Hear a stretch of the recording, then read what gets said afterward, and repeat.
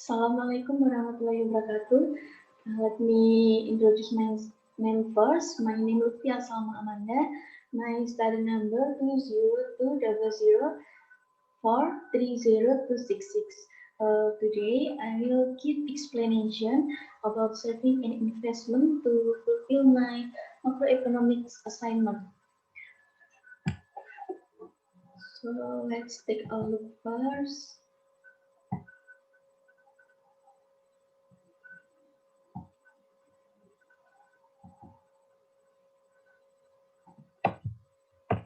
Yes, so the definition of saving investment, it is different or it is same meaning. So let me explain about it. First, what is saving? Saving is the part of income that is not spent on consumption. And this unspent income is used to like financial assets such as bank deposits, stocks, and bonds. Usually, for non-economists, they refer to purchase stocks, bonds, and bank deposits is investment, but we as economists call that saving. So saving and investment for economists is same. Next is on importance of saving and investment for our country. First, it will increase national savings, increase in net investment, increase per capita incomes, and rise in real GDP or GNI. And last is improvement our standard living. Next is about the financial system. The financial systems consists of institutional units and markets that interact and typically in a complex manner for the purpose of mobilizing funds for investment and providing facilities include payment system for the financing of commercial activity. And the financial institution in the US economy divided into two. First is financial markets. What the meaning of financial markets? Financial markets is institutions through which savers can directly provide funds of borrowers. And financial markets divided into two. First is stock market. Stock market in Indonesia have example like indeks harga saham gabungan.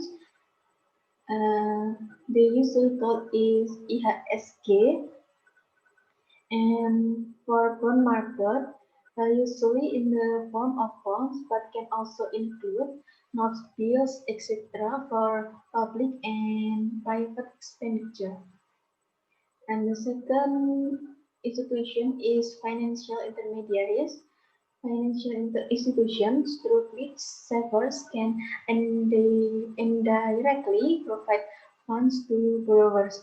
The difference from financial markets is the financial markets directly and financial intermediaries is indirectly provide funds to borrowers.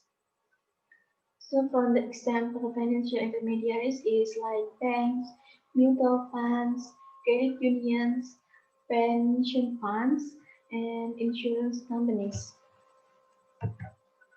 And this is saving investment in the national income accounts. In particular, in a closed economy, national saving must equal to investment. And this is the formula.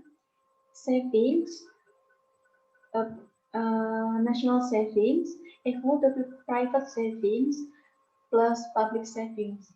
How we can find private saving is private saving equal to real GDP minus tax minus consumption. And how we can find public saving? It is public savings equal to tax minus government spending. So we can Find national savings with this formula. So the meaning of saving investment or it is budget surplus or budget deficit.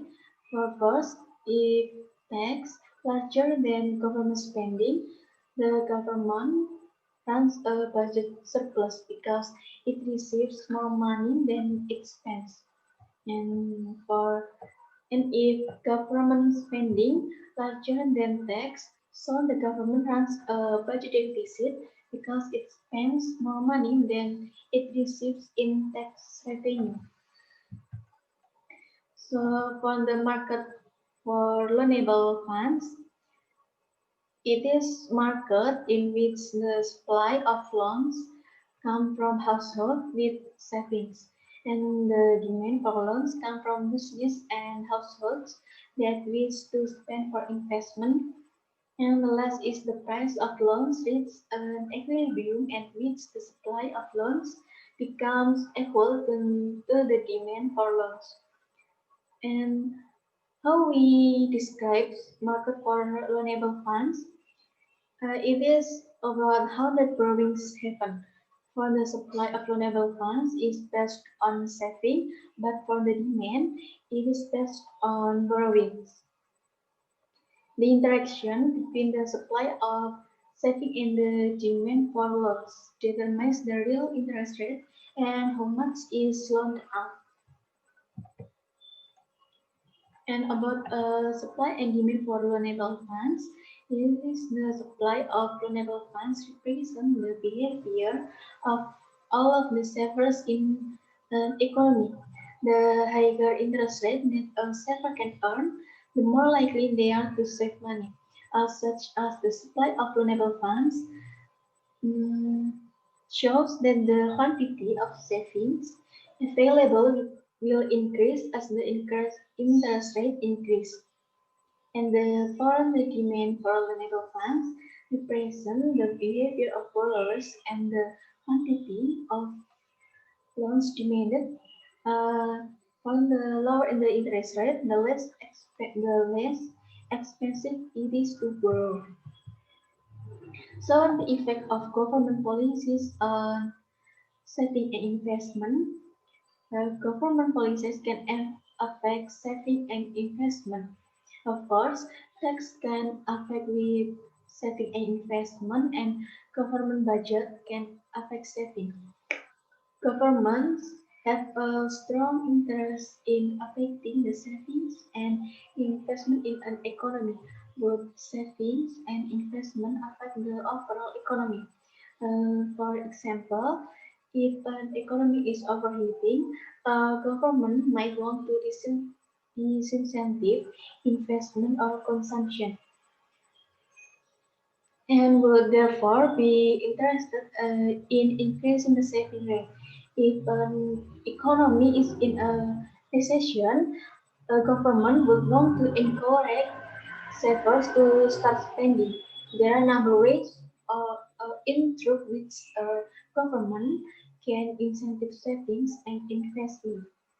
Broadly, its incentive adjusts the cost of saving and investment nor investing their money. So what can government do to encourage more savings and investment? It is with monetary policy seeks to encourage investment by lowering interest rates and to encourage savings and growing them. Usually, government gives tax breaks to industries in which it wants to encourage investment. Government can also make certain types of saving tax exempt if it wishes to encourage savings. So this is the example for personal saving rate in the United States from June 2015 to October 2020. In October 2020, on this, the personal saving in the United States amounts 33.7%.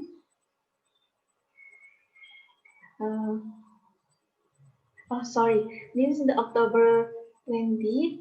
So this is for October 2020. It is 13.6% down from high.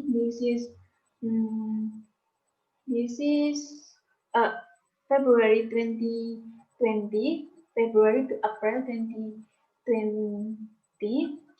In around February, April, and June, it is increased in 30.7%, and in October 2020, it is down from high teens. It is down uh, from 30.7% to 13.6%. In April, in April 2020, down to down in October 2020 in 30.6%. Usually personal saving rate is calculated as the ratio of personal saving to disposable personal income. The personal saving rate in the US amounted to 7.6% in 2017 compared to in 1960. It is in 1960 is 11%. The personal savings in the United States amounted to approximately 1.3 trillion US dollars in 2019. These figures are likely to be higher in 2020 due to spike in the savings rate in the first half of the year. People tend to save rather than increase during the COVID-19 pandemic this year. Mm, I mean, uh, a year ago, and the U.S. government may want to increase the savings rate in the economy is in a downturn and increase the savings rate in the economy is in a downturn and increase it in if the economy is overheating. This is my last presentation and thank you for watching my explanation about saving and investment. And sorry if I make mistakes like my wrong pronunciations and my wrong words. And last but not least, thank you very much. Wassalamualaikum warahmatullahi wabarakatuh.